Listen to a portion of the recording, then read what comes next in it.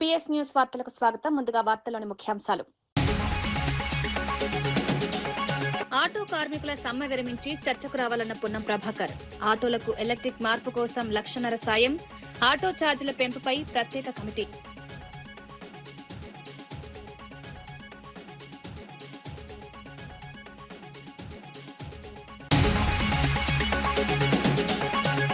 రామోజీరావును చంద్రబాబు మహాత్ముడిగా ప్రచారం చేస్తారన్న అంబటి. విగ్రహాలు ఊరూరా పెట్టిస్తారేమోనన్న అంబటి.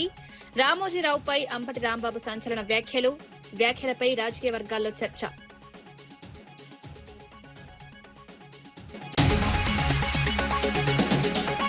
యూనివర్సిటీ ప్రతినిధుల కోసం సీఎం లండన్ వెళ్లడం ఎందుకన్న జగదీష్ రెడ్డి. అధికారులను పంపితే సరిపోదా అని వ్యాఖ్య. రాష్ట్ర సమస్యలు పెండింగ్ లో ఉంటే విదేశీ పర్యటన ఎందుకని ప్రశ్న. కాంగ్రెస్ లో సొంత నేతల భూములపైనే గొడవలు.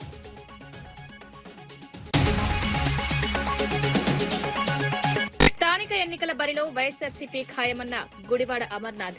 గెలిచినా ఓడినా ఎన్నికల్లో పోటీ. ఎన్నికల మైదానం నుంచి వైఎస్ఆర్సీపీ పారిపోదని వ్యాఖ్య. ప్రతి గ్రామంలో వైఎస్ఆర్సీపీ అభ్యర్థులను నిలబెడతామని వెల్లడి.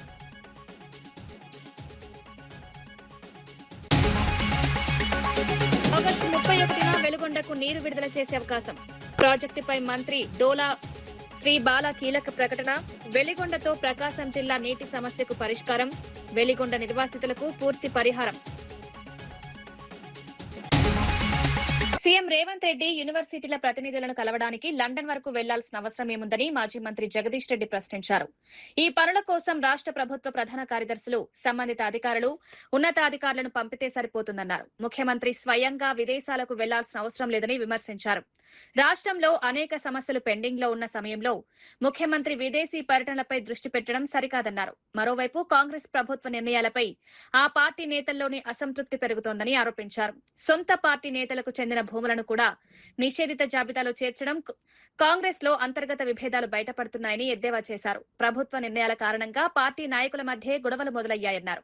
పై స్థాయిలో ఉన్న ముగ్గురు ముఖ్యమైన ఆయనతో పాటు ఇంకిద్దరు మంత్రులు, వాళ్ళ కుటుంబ సభ్యులు సొంత పార్టీ మంత్రులు, ఎమ్మెల్యేలను కూడా బ్లాక్మెయిల్ చేసే పరిస్థితి వచ్చింది.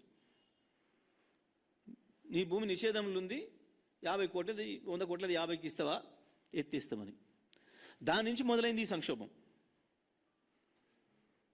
ఇవాళ ఈ కాంగ్రెస్లో వచ్చిన సంక్షోభానికి కారణం కూడా భూహారతి అక్కడ మొదలైంది. అయ్యి అధికారం మీకు కొంతమందికేనా, మా పరిస్థితి ఏంది అని చెప్పి తిరుగుబాట్లు మొదలైనాయి. ఇవాళ వచ్చిన దానికి కారణం అది. దాంతోనే ముఖ్యమంత్రి వెనక మళ్ళీ వచ్చిండు. ఈడేదో జరుగుతుంది, ఉడబికేటట్టుందని ఇంకా మళ్ళీ వచ్చిండు. నిజమే, యూనివర్సిటీతో చర్చలు పోతే ముఖ్యమంత్రి పోవాలనా? సెక్రటరీలు కూడా అక్కర్లేదు, అండర్ సెక్రటరీ చాలు. యూనివర్సిటీ వైస్ ఛాన్సలర్తో మాట్లాడడానికి అండర్ సెక్రటరీ చాలు, సెక్రటరీ కూడా అక్కర్లేదు. ఓ డ్రామా. ఆయనకు చాలా మంచి అండర్స్టాండింగ్ ఏముంది. వెనక్కొచ్చిండు అని అంటే తప్పకుండా ఇది బయటపడుతుంది అన్న భయంతో వాళ్ళతో మాట్లాడుకొని ప్రెస్ పెట్టి చెప్పించుకుంటూ ఆడ కూడా ఏదో నమ్మటట్టు ఉండాలి కాబట్టి వాడు ఆమ్దాన్ని కలుస్తాడు, ఆమ్దాన్ని కలిసి ఆమ్దాన్ని దేని కలుస్తాడు, ఆమ్దాని కొడుకు. మాకు అనుమానం ఉంది, అందుకే ఇంకా పంపినాం వీళ్ళు అంటున్నారు. రాబోయే స్థానిక సంస్థల ఎన్నికల్లో వైఎస్ఆర్సీపీ ఖచ్చితంగా పోటీ చేస్తుందని మాజీ మంత్రి గుడివాడ అమర్నాథ్ స్పష్టం చేశారు. గెలిచినా ఓడినా ఎన్నికల బరిలో నిలిచి ప్రజల కోసం పోరాడతామని ధీమా వ్యక్తం చేశారు. గతంలో చంద్రబాబు నాయుడులా ఎన్నికల మైదానం నుంచి తమ పార్టీ పారిపోయేది లేదని విమర్శించారు. వైఎస్ఆర్సీపీ స్థానిక ఎన్నికల్లో పూర్తి స్థాయిలో పాల్గొంటుందన్నారు. పార్టీ కార్యకర్తలు, నాయకులు ఎన్నికలకు సిద్ధంగా ఉండాలని పిలుపునిచ్చారు. ప్రజల సమస్యలను నేరుగా తెలుసుకుని వాటిపై పోరాటం చేయడమే ప్రభుత్వ లక్ష్యమన్నారు. ప్రభుత్వంపై ప్రజల్లో ఉన్న అభిప్రాయాన్ని ఎన్నికల్లో ప్రజలే నిర్ణయిస్తారన్నారు. స్థానిక సంస్థల ఎన్నికలు గ్రామీణ స్థాయిలో పార్టీ బలాన్ని చాటుకునే అవకాశమని పేర్కొన్నారు. అధికార పార్టీ ఒత్తిళ్లకు తాము భయపడబోమని స్పష్టం చేశారు. మాకేంటంటే మా పార్టీ స్టాండ్, మా నాయకుడు చాలా క్లియర్గా చెప్పారు. గెలుపోవటంతో సంబంధం లేదు, పోటీ అనేటి యుద్ధం జరగాల్సిందే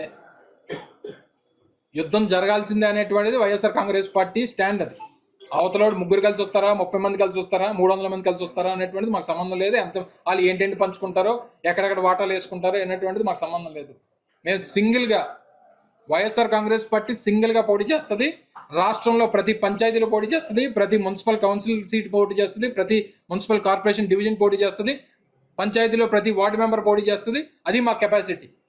మేము ప్రభుత్వంలో ఉన్నప్పుడు చంద్రబాబు నాయుడు ఏ రకంగా తోకముడిచి మేము ఎన్నికల్లో పోటీ చేయమని చెప్పి ప్రజాస్వామ్య వ్యవస్థకి గౌరవం ఇవ్వకుండా తోకముడిచి పారిపోయాడో అటువంటి వ్యక్తిత్వం మా నాయకుడిది కాదు. గెలుపో ఓటమో విజయమో వీరస్వర్గమో యుద్ధం జరగాల్సిందే, అది జరిగి తీరుతుంది. Thank you.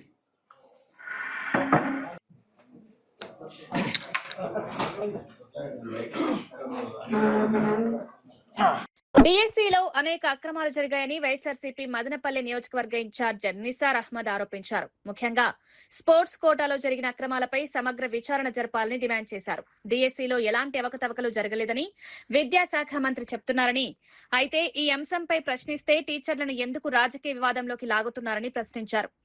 అక్రమాలు జరగలేదని ప్రభుత్వం చెప్తున్నప్పుడు తమ వద్ద ఉన్న అనుమానాలను నివృత్తి చేయడానికి సిద్ధంగా ఉండాలన్నారు. మాజీ సీఎం వైఎస్ జగన్మోహన్ రెడ్డి చేసిన సవాల్ను స్వీకరించిన డిఎస్సీ, ఏపీపీఎస్సీ నియామకాలపై సీబీఐ విచారణకు ప్రభుత్వం సిద్ధంగా ఉందని ప్రశ్నించారు. విచారణ జరిగితే వాస్తవాలు బయటకొస్తాయన్నారు. నిరుద్యోగులు, అభ్యర్థుల భవిష్యత్తుకు సంబంధించిన అంశాలను రాజకీయంగా చూడకుండా పారదర్శకంగా వ్యవహరించాలని కోరారు. డిఫెన్స్ మోడ్లో పడిపోయింది. వీళ్ళు చేసిండే తప్పులు ఖచ్చితంగా వైఎస్ జగన్మోహన్ రెడ్డి గారు బయటికి తీసుకున్న దానివల్ల అదిను ఢిల్లీ లెవెల్లో కూడా కాక్రోచ్ జనతా పార్టీ పెట్టి ఆడ నీట్ ఎగ్జామ్ జరిగి ఇవన్నీ కోయిన్సిడెన్స్గా బయటపడిన దానివల్ల ఆ ఎఫెక్ట్ ఎక్కడ మా మీద పడుతుందో, ఏ రకంగా మనం తప్పించుకోవాలనే ఉద్దేశంతో సిబిఐ ఎంక్వైరీకి పెట్టి ధైర్యంగా ఎదుర్కొనే ధైర్యం లేక ఈ 2 రకమైన ఇది స్టార్ట్ చేయడం జరిగింది. అందరూ ఇళ్ళకు పోవడము, అది మాట్లాడటము, ఇది మాట్లాడటము చేయడము, అది అంతా చేస్తూ ఉంటాం. మీకు నిజంగానే అంత ఇది ఉంటే అది ఉంటే మేమంటున్నాము, మీరు దగ్గర డిఎస్సిలో వచ్చిందను 16,347 పోస్టులు కానీ నోటిఫికేషన్ ఇచ్చినారు. దాంట్లో దగ్గర మేము అంటున్నాం 16,340 పోస్టులకు మీరు నోటిఫికేషన్ ఇచ్చినారు. అన్ని తప్పు తడకలు జరిగినాయని మేము ఎక్కడా చెప్పడం లేదు. చాలా వరకు జెన్యూన్ క్యాండిడేట్లు కూడా ఉన్నారు. చాలా వరకు ఉంది జెన్యూన్ క్యాండిడేట్లు కూడా, చాలా వరకు 50 to 60% జెన్యూన్ కష్టపడి సంపాదించుకునే వాళ్ళు ఉన్నారు. దాని గురించి మేము మాట్లాడడం లేదు. మేము మాట్లాడుతూ ఉండేది ఎవరు డూప్లికేట్ వేలో దొడ్డిదారిన ఉద్యోగాలు తెచ్చుకున్నారో వాళ్ళ గురించి మాట్లాడుతున్నాము. టోటల్ 16,347 పోస్టులకు గాను మేము మాకు ఫస్ట్ అనుమానం ఎక్కడి నుండి వచ్చింది, మీ పేపర్ దీంట్లో అలాట్ ఇది చేసే వాళ్ళలోనే దాంట్లోనే కూడా కొన్ని అనుమానాలు వచ్చాయి. ఆ పేపర్ ఇది చేసిన దాంట్లో కూడా నవీన్ అనే అవుట్ సోర్సింగ్ ఉద్యోగి ఒక అతను వచ్చిందను, దాంట్లోనే పేపర్ తయారు చేసే దీంట్లో పని చేస్తూ అది చేస్తూ అతను వచ్చిందను కృష్ణా డిస్టిక్ టాప్ ఫస్ట్ ర్యాంకర్గా తీసుకుని వచ్చినారు. తెచ్చింటే ఒకవేళ ఆయనకు వచ్చింటే మీరు ఉద్యోగాల్లో కానీ ప్రతి దాంట్లో కూడా ఆయనకి ముందు పెట్టాలి కదా. మీరేం చేస్తున్నారు, ఆయన పేరును టోటల్గా తొలగించేసి దానికి వచ్చిందను బ్యాన్ చేసి పెట్టేసి మిగతాంతా చేస్తూ ఉన్నారు. అదేవిధంగా వచ్చిందను స్పోర్ట్స్ కోటాలో ఎస్పెషల్లీ మ్యాక్సిమం ఇది జరిగిండేది ఎక్కడ అంటే స్పోర్ట్స్ కోటాలో జరిగింది. స్పోర్ట్స్ కోటాలో ఖచ్చితంగా మేము దాని గురించి చెప్పగలము. 372 పోస్టులు మీరు స్పోర్ట్స్ కోటాలో ఫిలప్ చేసినారు. దాంట్లో వచ్చిందను కూనా రవికుమార్ గారు, ఆయన వచ్చిందను సాఫ్ట్ బాల్కు దీనికి ఇది ఉన్నారు. సాఫ్ట్ బాల్కు ఆయన ఏం చేశారంటే పార్టిసిపేషన్ సర్టిఫికేట్స్ వచ్చి ఆయన కూన రవికుమార్ వచ్చి ఎమ్మెల్యే, ఆముదాల వలస ఎమ్మెల్యే, ఆయన వచ్చిందును 38 వచ్చిందును పార్టిసిపేషన్ సర్టిఫికేట్స్ ఇచ్చినారు ఈ ఉద్యోగాలు గాను. దాని మీద మాకు తీవ్రమైన అనుమానాలు ఉన్నాయి. అదేవిధంగా భరత్ గారు ఆయన కూడా ఎంపీ, ఆయన వచ్చి జూడో గేమ్కు ఆయన ఇన్ఛార్జ్గా ఉండి కూడా ఆయన వచ్చేది 39 వెరిఫికేషన్ సర్టిఫికేట్స్ ఆయన వచ్చేది ఈ పోస్ట్ ఫిలప్ చేయడానికి ఆయన కూడా ఇవ్వడం జరిగింది. ఈ టోటల్ ప్రక్రియ ఇది కాకుండా టోటల్ స్పోర్ట్స్ కోటాల్లో కూడా అవకతవకలు జరిగినాయి ఖచ్చితంగా మేము చెప్పగలము. అదేవిధంగా ఇప్పుడు చూడండి 2000 జిఓఎంఎస్ నంబర్ 4 4లో 19/4/2025 3% స్పోర్ట్స్ కోటాకు గాను ఏం జీవో తీసుకుని వచ్చారు మీరు, ఎగ్జామ్స్ రాసే పనే లేదు, ఖచ్చితంగా స్పోర్ట్స్లో పాల్గొంటే చాలు, ఎగ్జామ్స్ రాసుకునే పనే లేదు, ఖచ్చితంగా మేము ఉద్యోగాలు ఇస్తాము అని చెప్పి ఒక జీవో తీసుకుని వచ్చారు. మళ్ళా దానికి GOMS నెంబర్ 47 కూడా తీసుకుని వచ్చారు, కొన్ని ఇది చేసి రిటర్న్ ఎగ్జామ్ అవసరం లేదు అని చెప్పి. GOMS నెంబర్ 47 ఈ డేట్ ఎక్కడ 19/4/2025. అంటే మీరు ఈ పోస్టులు ఫిల్అప్ చేయాలా అని ఒక ప్రణాళిక వచ్చిందును ముందుగానే ఫిక్స్ చేసుకున్నారు. ఎప్పుడు 2000 ఎగ్జామ్ స్టార్ట్ కాకముందే ఈ పోస్టులు మనము యువగళం పాదయాత్రలో ఎవరు పాల్గొన్నారో కార్యకర్తలు, యువగళం దాంట్లో ఎవరికి ఏమైనా మాట చెప్పినామో వాళ్లకు ఫిల్అప్ చేయాలా, ఏదో రకంగా వాళ్ళకి హెల్ప్ చేయాలా అనే ఉద్దేశంతో ఆ రోజే ఇచ్చేసి దుర్గయ్య అనే అతను వచ్చిందును గోల్డ్ మెడలిస్ట్ ఉన్నాడు స్పోర్ట్స్లో కూడా గేమ్స్లో ఆయన గోల్డ్ మెడల్ తీసుకుని వచ్చినాడు. ఆయన దుర్గయ్య అనే వ్యక్తి, ఆయనకు ఉద్యోగం ఇవ్వకుండా వేరే వాళ్ళకి ఆయన కింద ఉండే వాళ్ళకి సిల్వర్ మెడల్ అంట, బ్రాంజ్ మెడల్ అంట వాళ్ళకంతా ఇవ్వడం జరిగింది. మీరు అప్పుడే ఒక జీవోలు రెడీ చేసేసి ప్రణాళికాబద్ధంగా 370 పోస్టులు కూడా యువగళం పాదయాత్రలో పాల్గొనే వాళ్ళకి ఇచ్చేసి దాని తర్వాత ఏం చేశారు మీరు? నిజామాబాద్ పట్టణంలో గత బీఆర్ఎస్ ప్రభుత్వం నిర్మించిన 396 డబుల్ బెడ్రూమ్ ఇళ్లకు పేర్లు మార్చి ఇందిరమ్మ ఇళ్లుగా చూపిస్తున్నారని మాజీ ఎమ్మెల్యే బిగాల గణేష్ గుప్తా ఆరోపించారు. ఈ ఇళ్లకు పట్టాలిచ్చి ప్రజలను మోసం చేశారని విమర్శించారు. కాంగ్రెస్ ప్రభుత్వం మంజూరు చేసిన ఇందిరమ్మ ఇళ్లలో కనీసం 20% కూడా పూర్తి కాలేదన్నారు. గత ప్రభుత్వం నిర్మించిన డబుల్ బెడ్రూమ్ ఇళ్లను 2.5 ఏళ్లుగా పట్టించుకోకుండా వదిలేశారని ఆరోపించారు. ఇప్పుడు వాటికి కేవలం పేర్లు మార్చి ప్రభుత్వం చేతులు దులుపుకుందని విమర్శించారు. పేదలకు ఇళ్ల నిర్మాణం విషయంలో ప్రభుత్వం స్పష్టమైన విధానం ప్రకటించాలని డిమాండ్ చేశారు. ఇప్పటికే నిర్మించిన ఇళ్లను లబ్ధిదారులకు అందించడంలో ఎందుకు ఆలస్యం చేస్తున్నారని ప్రశ్నించారు. పేద కుటుంబాలకు సొంతిల్లు అందించడం ప్రభుత్వ బాధ్యత అన్నారు. కొత్త పథకాల పేర్లు మార్చడం కంటే పూర్తయిన ఇళ్లను అర్హులైన వారికి అందించాలని కోరారు. నిజామాబాద్ లో నిర్మించిన 396 ఇళ్ల విషయంలో ప్రభుత్వం పూర్తి వివరాలను ప్రజల ముందుంచాలని డిమాండ్ చేశారు. ఆడిటోరియంలో కూర్చొని పట్టాలు వంచిండు.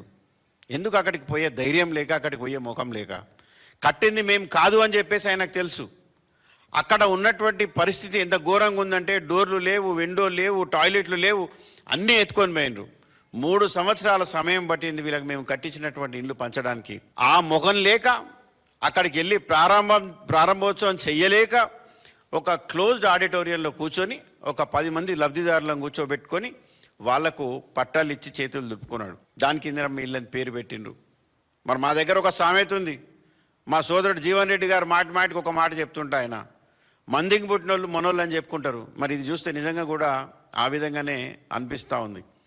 మరి అదేవిధంగా ఆయన రివ్యూ మీటింగ్లో ఏం మాట్లాడిందంటే పక్కనే పోచారం శ్రీనివాసరెడ్డి గారిని కూర్చోబెట్టుకొని అసలు బీఆర్ఎస్ పార్టీ అధికారంలో ఉన్నప్పుడు 2 BHCని కట్టలేదు అని చెప్పిండు. మరి ఆ పోచారం గారిని అడగండి. 11,000 2 BHKలు అత్యధికంగా కట్టినటువంటి కాన్స్టిట్యున్సీ బాన్స్వాడ నియోజకవర్గం. మరి ముఖ్యమంత్రి గారి నియోజకవర్గం కంటే సిరిసిల్ల, సిద్దిపేట కంటే కూడా అత్యధికంగా కట్టింది మరి పోచారం శ్రీనివాసరెడ్డి గారి నియోజకవర్గంలో. కానీ ఆయన ఏం మాట్లాడలే. మాకు బాధాకరం. మరి మొన్ననే ప్రెస్ మీట్లో పెట్టి ఇచ్చిన వాళ్ళని మరవకూడదని. కానీ ఒక్క మాట పొంగులేటి గారిని కొట్టి లేదయ్యా మా దగ్గర 11,000 కట్టి ఉంటే మేము సంతోషపడే వాళ్ళం. కానీ ఆ మాట వారు చెప్పలే.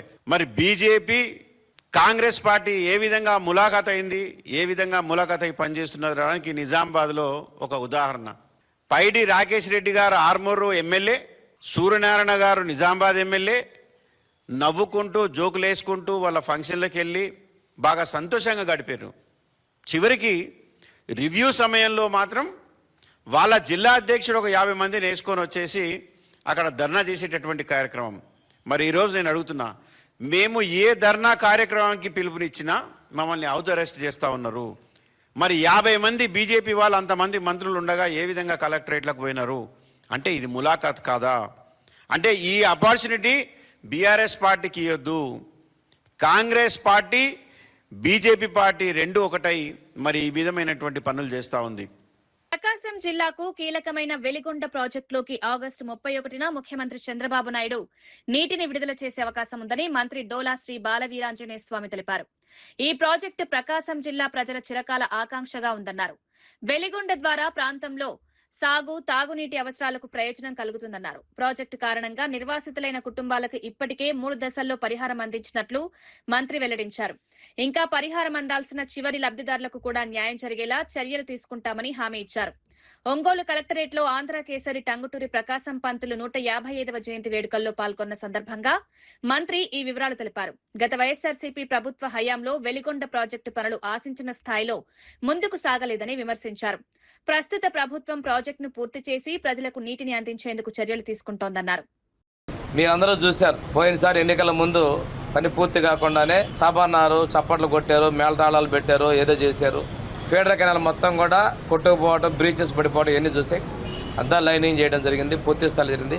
చరిత్ర 900 కోట్ల నష్టపరిహారంలో ఈ రోజుకి 768 కోట్ల రూపాయలని నిన్ననే చెక్కుల రూపాయన పూర్తి 3 విడతలు ఇవ్వడం జరిగింది. ఇది ముఖ్యమంత్రి గారి యొక్క చిత్తశుద్ధి.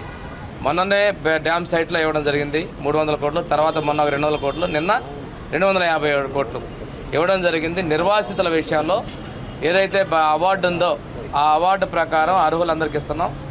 ఎవరైనా కానీ ఇంకా మాకు రాలేదు, ఇందులో మేము మిస్ అయ్యామంటే ఆఖరి లబ్ధిదారుడి వరకు, నిర్వాసిత వరకు కూడా అందించడం మేము సిద్ధంగా ఉన్నాం. మొదటదో మేము మొత్తం పని పూర్తి చేసి 10 టీఎంసీలను రేపు విడుదల చేస్తున్నాం. ఈరోజు పెద్ద ఎత్తున ప్రజలందరూ కూడా ఆ కార్యక్రమంలో భాగస్వాములు కావాలని చెప్పేసి మార్కాపురం, ప్రకాశం జిల్లాలతో పాటు మిగిలిన జిల్లా ప్రజలు కూడా నేను మీకు విజ్ఞప్తి చేస్తున్నాను.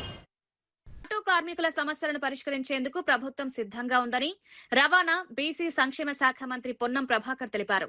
ఆటో కార్మికులు సమ్మె నిర్ణయాన్ని వెనక్కి తీసుకుని ప్రభుత్వంతో చర్చలకు రావాలని విజ్ఞప్తి చేశారు.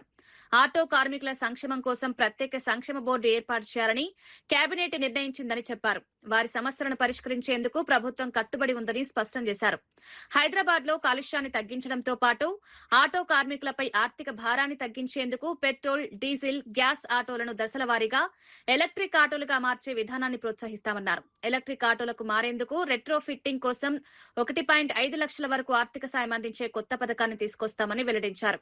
2012 తర్వాత ఆటో ఛార్జీలను పెంచలేదని, పెరిగిన ఇంధన ధరలు, వాహనాల ధరలు, నిర్వహణ ఖర్చులను పరిగణలోకి తీసుకుని ఛార్జీల పెంపుపై ప్రత్యేక కమిటీ ఏర్పాటు చేస్తామన్నారు. గ్రామీణ ప్రాంతాల ఆటో కార్మికుల సమస్యలను కూడా ప్రభుత్వం పరిగణలోకి తీసుకుంటుందని తెలిపారు.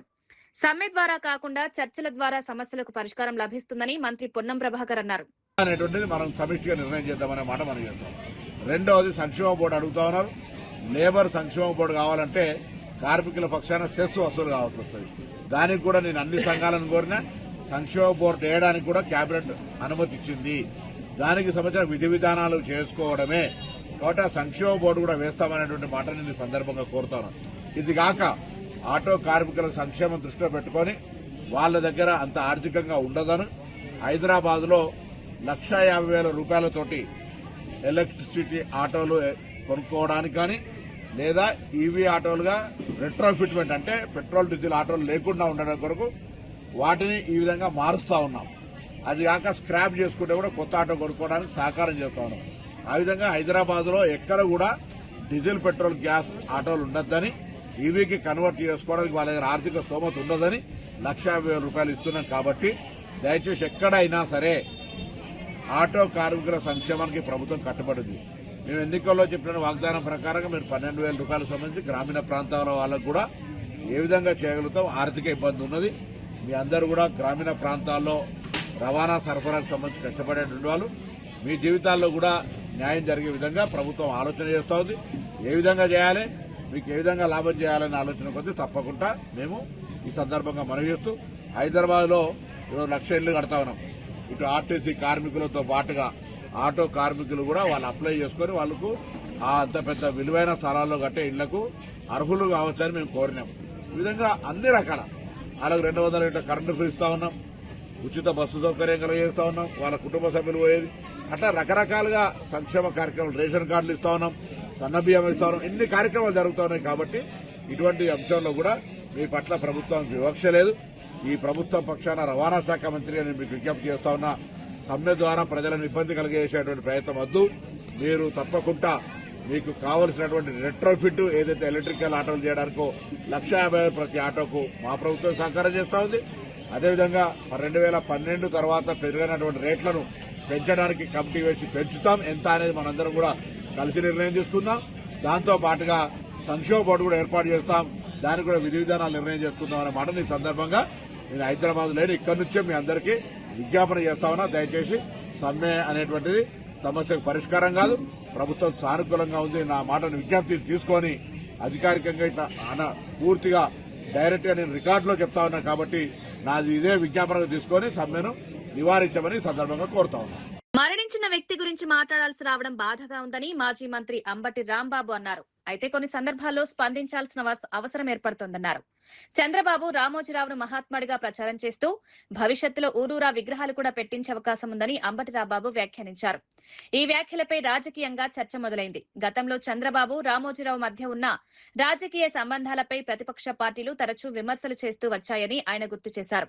రామోజీరావు మీడియా రంగంలో కీలక పాత్ర పోషించారని, ఆయనపై రాజకీయ నేతలు తమకు అనుకూలంగా, వ్యతిరేకంగా వివిధ అభిప్రాయాలు వ్యక్తం చేస్తుంటారన్నారు. ప్రస్తుతం అంబటి రాంబాబు చేసిన వ్యాఖ్యలు మరోసారి రాజకీయ వర్గాల్లో చర్చకు దారితీశాయి. ఏంటంటే ఎప్పుడైతే 20వ తారీఖున సుప్రీంకోర్టులో పిటిషన్ ని డిస్మిస్ చేశారో ఆ తర్వాత ఆయన పత్రిక, ఆయనతో పాటు ఎల్లో మీడియా, ఇంతే కాకుండా తెలుగుదేశం పార్టీకి ఊడిగం చేస్తున్నటువంటి అనేకమైనటువంటి యూట్యూబ్ ఛానల్స్ విచిత్రమైన కథనాలు చెప్పేటటువంటి ప్రయత్నం చేశాయి.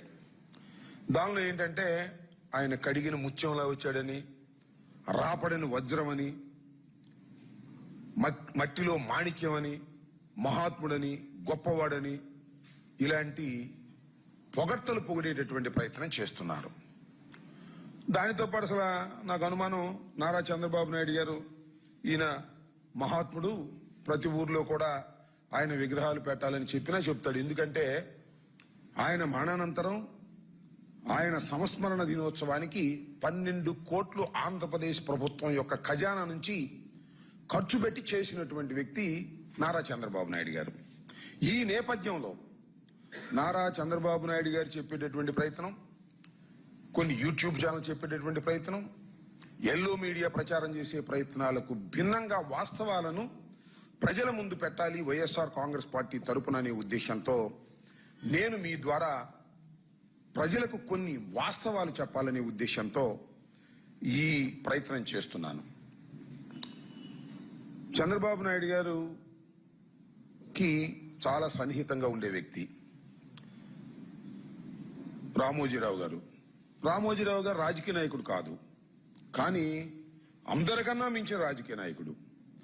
రామోజీరావు గారు తెలుగుదేశం కాదు, కానీ తెలుగుదేశాన్ని నడిపించేటటువంటి ఒక మహత్తరమైన శక్తి కలిగినటువంటి వ్యక్తి. అలాంటి రామోజీరావు గారి మీద 2008లో అనుకుంటాను ఉండవల్లి అరుణ్ కుమార్ గారు కొన్ని ప్రశ్నలు లేవనెత్తారు.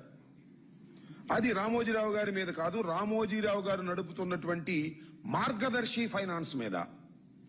మార్గదర్శి ఫైనాన్షియర్స్ చట్ట వ్యతిరేకంగా రాష్ట్రంలో, దేశంలో డిపాజిట్లు సేకరిస్తుంది అని. ఆ తరువాత 2008లో అప్పుడున్న ప్రభుత్వం విచారణ జరిపి ఆయన మీద కేసు కూడా రిజిస్టర్ చేశారు.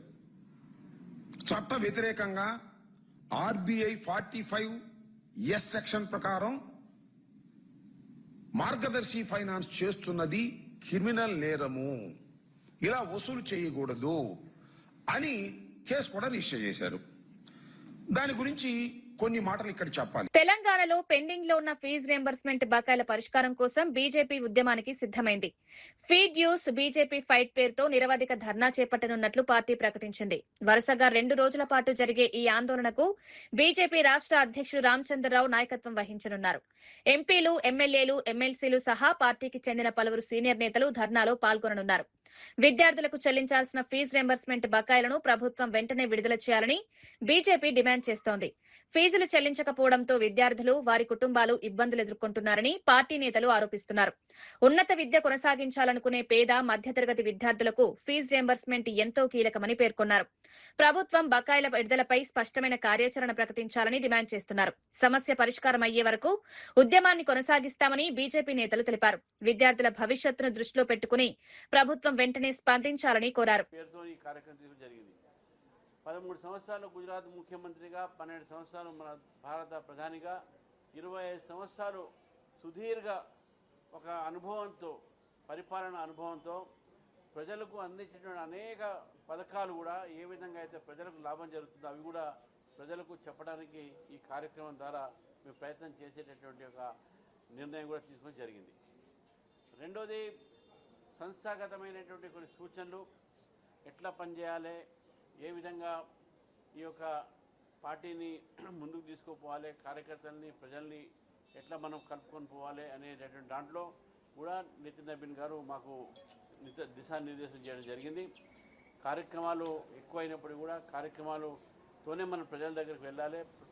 ప్రభుత్వ కార్యక్రమాలు కూడా ప్రజల దగ్గర తీసుకుపోయి లబ్ధిదారులు ఏదైతే ఈరోజు ఉన్నారో వాళ్ళని కూడా కలవాలి. ఎందుకంటే కేంద్ర ప్రభుత్వం నుంచి అనేక పథకాల ద్వారా, అది ప్రధానమంత్రి కిసాన్ సమ్మాన్ యోజన కావచ్చు రైతులకు, ప్రధానమంత్రి ఆవాస్ యోజన కావచ్చు, ఆయుష్మాన్ భారత్ కావచ్చు, మరి ఇవన్నీ కూడా కేంద్ర ప్రభుత్వం నుంచి వచ్చినటువంటి లబ్ధి ఎంతోమంది ఈరోజు రాష్ట్రంలో, మన తెలంగాణ రాష్ట్రంలో వాళ్ళు లాభాలు పొందుతున్నారు. మరి వాళ్ళందరికీ కూడా అది కేంద్ర ప్రభుత్వం పథకాలను చెప్పాల్సిన అవసరం ఉందని చెప్పి కూడా ఈ సందర్భంగా కార్యక్రమం చేస్తూ ఉన్నాం.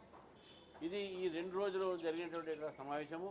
మొదటి రోజు పదాధికార సమావేశానికి నరేంద్ర మోదీ గారు వచ్చారు. వారు 4 గంటలు వారితో నుండి అన్ని విషయాలు అందరితోని ఒకరికొకరితో మాట్లాడడం జరిగింది.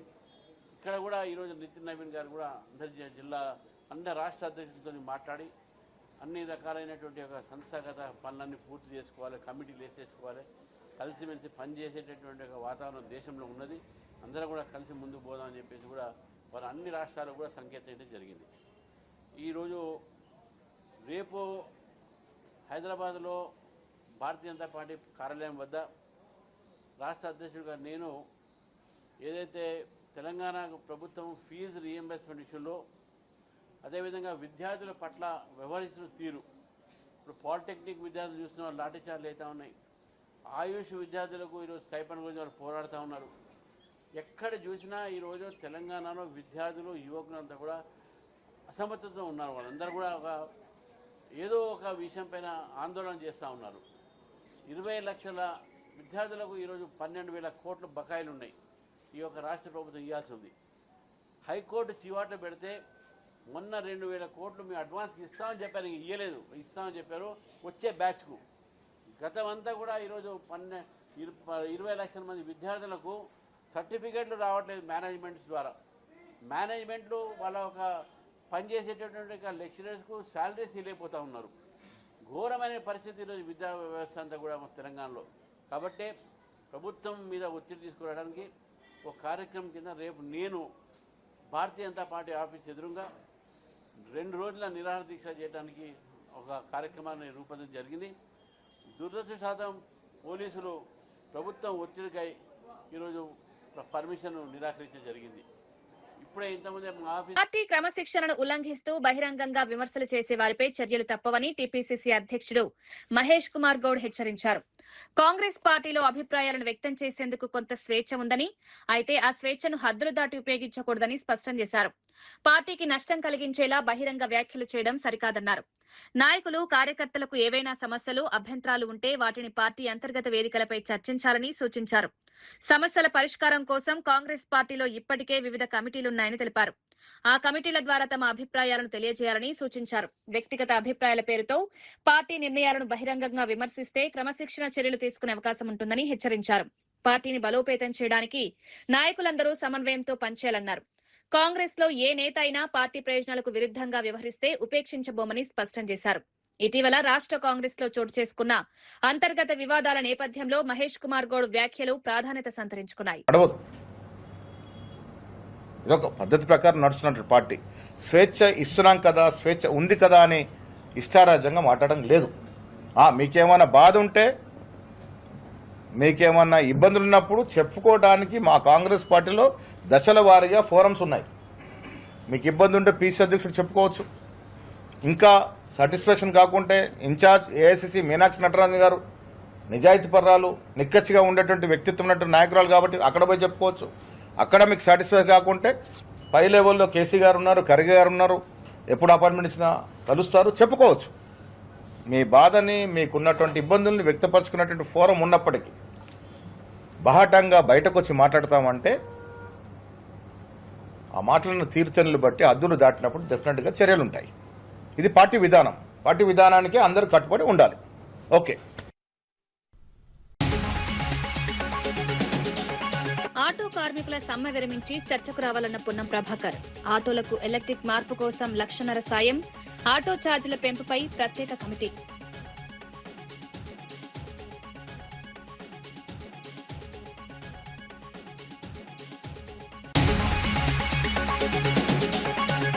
రామోజీరావును చంద్రబాబు మహాత్ముడిగా ప్రచారం చేస్తారన్న అంబటి. విగ్రహాలు ఊరూరా పెట్టిస్తారేమోనన్న అంబటి. రామోజీరావుపై అంబటి రాంబాబు సంచలన వ్యాఖ్యలపై రాజకీయ వర్గాల్లో చర్చ.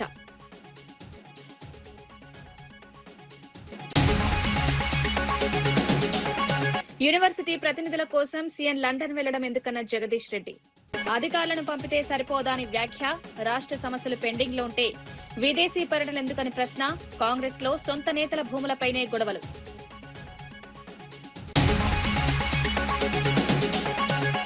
స్థానిక ఎన్నికల బరిలో వైఎస్ఆర్సీపీ ఖాయమన్న గుడివాడ అమర్నాథ్.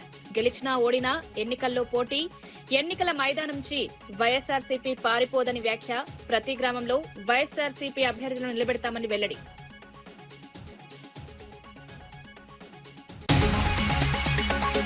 ఆగస్టు 31న వెలుగొండకు నీరు విడుదల చేసే అవకాశం.